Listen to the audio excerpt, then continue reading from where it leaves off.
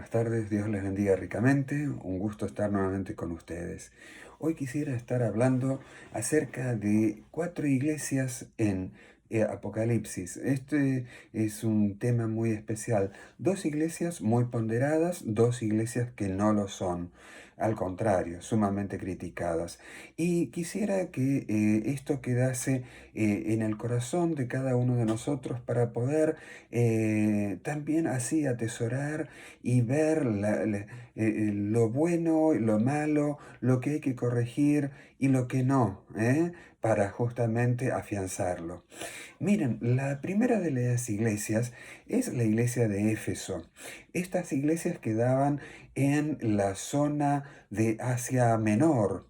Todas estas iglesias pertenecían a ciudades muy importantes en la época de Pablo, cuando él recorrió toda esta zona y Juan, desde la isla de Patmos, enfrente a las costas del Asia Menor, la actual Turquía, justamente es que el Señor le lleva a escribir sobre estas iglesias. La primera de las iglesias, como yo recién les había hablado, es la iglesia de Éfeso. Y uno diría, en realidad es una iglesia muy ponderada, pero tiene un defecto y que hay veces que uno bueno, por la costumbre, por el tiempo que pasa, porque de repente todo ha sido bueno en nuestro momento, bueno, y de repente fíjense en lo que es esta iglesia decae. Dice en capítulo 2 de Apocalipsis, en el versículo 4, pero tengo contra ti que has dejado tu primer amor. Es un primer amor. Cuando uno ha conocido a Cristo, a esa etapa de la vida, justamente se refiere a ese primer amor, ese encuentro con Dios, esa fuerza, esas ganas, ese impacto que uno ha tenido en la vida y que de repente con el paso de los años, por la costumbre, por diferentes cosas, o porque, bueno, se dieron las cosas así, bueno, uno va perdiendo esa vitalidad, esas ganas de testificar y todo lo demás. Éfeso es justamente el espejo de estas personas que han perdido ese entusiasmo y esas ganas que antes tenían de orar, de buscar de Dios, de testificar. La segunda de las iglesias es la iglesia de la Odisea y acá estamos sí en terreno mucho más escabroso, mucho más difícil. Y es la iglesia, es la última de las iglesias a las cuales Juan va a estar describiendo. Y esta era una ciudad, la Odisea, una iglesia, era una ciudad sumamente importante, era una ciudad opulenta, justamente la más rica de estas 7 iglesias de estas 7 ciudades, perdón, que se describen aquí en Apocalipsis. Tenía una banca industrial, manufactura de lana, una escuela de medicina que justamente trabajaban en este tipo de productos, un producto para los ojos, para ese tiempo, algo, una innovación, colirio. Bueno, pero justamente va a estar diciéndoles que van a estar pasando por una situación muy especial. Y ahora les voy a describir por qué el Espíritu Santo guía justamente tomar como ejemplo a la Odisea. En una oportunidad, debido a la necesidad de tener agua caliente, la ciudad, una ciudad sumamente, como les decía, poderosa en lo económico, trae agua desde un manantial, desde una agua caliente, ¿no? Que manaba de la tierra, y entonces llevan a través de un acueducto este agua. Uno diría qué obra sensacional. La cuestión es que cuando llega el agua a la ciudad, el agua se transforma en un agua ya no caliente, era un agua tibia. ni fría ni caliente. Y esto es lo que va a definir a esta iglesia. Fíjense lo que dice.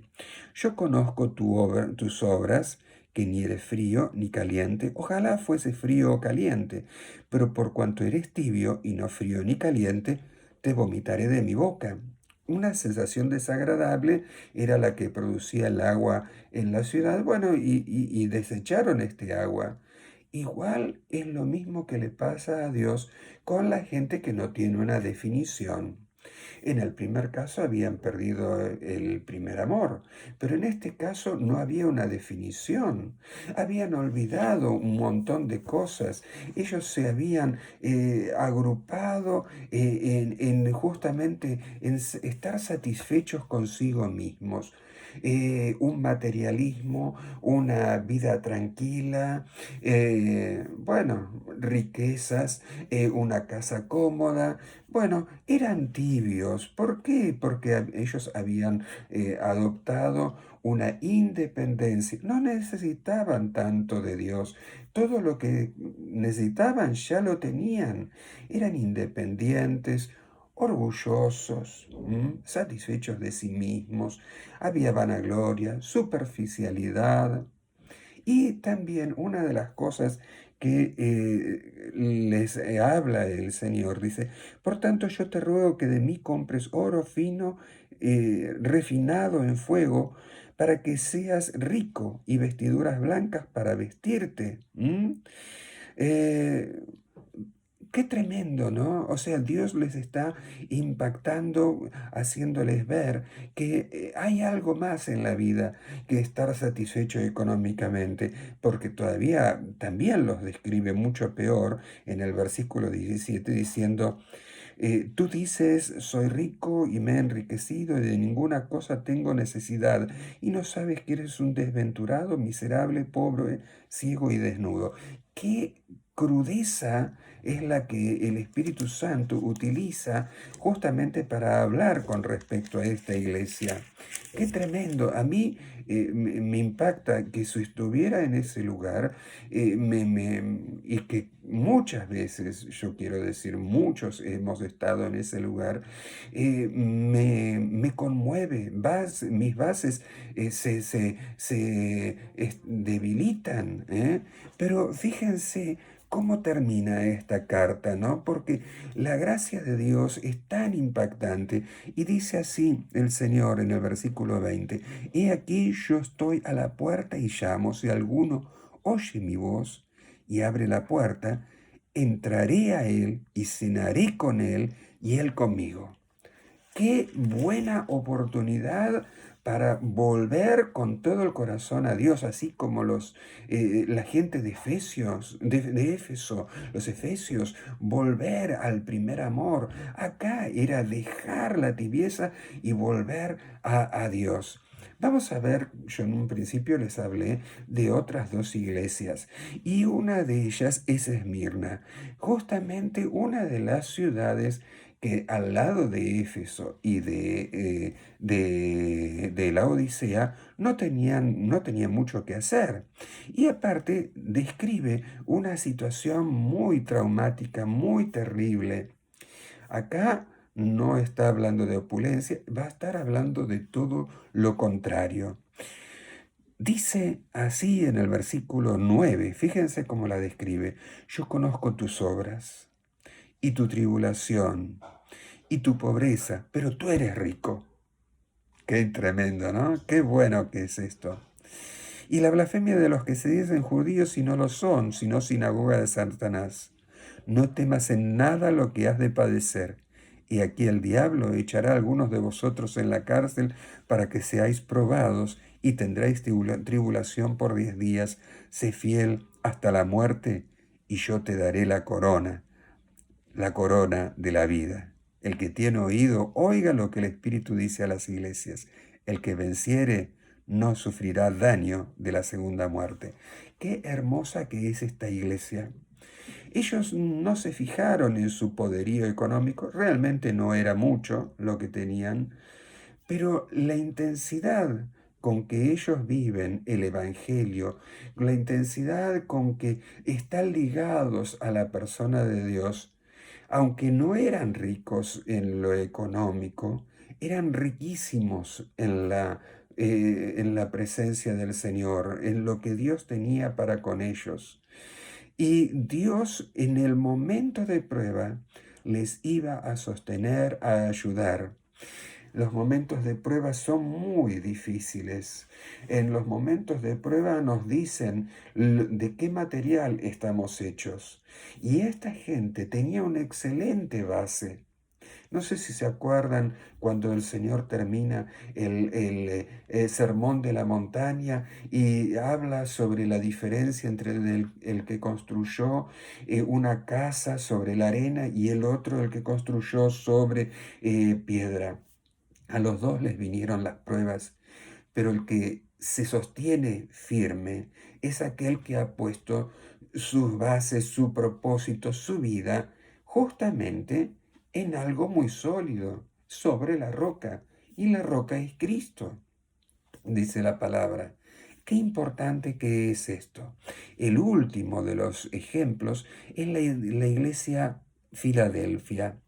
Está en el capítulo 3, en los versículos 7 al 13, y es una iglesia muy especial. Filadelfia habla de fidelidad. Y en el versículo 8 dice, yo conozco tus obras y aquí he puesto de delante de ti una puerta abierta, la cual nadie puede cerrar, porque aunque tienes poca fuerza, has guardado mi palabra y no has negado mi nombre. Qué hermoso que es esto. No negaron su nombre. No tenían mucha fuerza. Igual que los de Esmirna no tenían muchas posibilidades económicas, estos no tenían mucha fuerza. Pero la puerta que Dios había abierto, ellos la vivieron de una manera fiel y sirvieron así al Señor. Fíjense lo que dice en el versículo 10. Por cuanto has guardado la palabra de mi paciencia, yo también te guardaré de la hora de la prueba que ha de venir sobre el mundo entero, para probar a los que moran sobre la tierra. Esta es la iglesia fiel.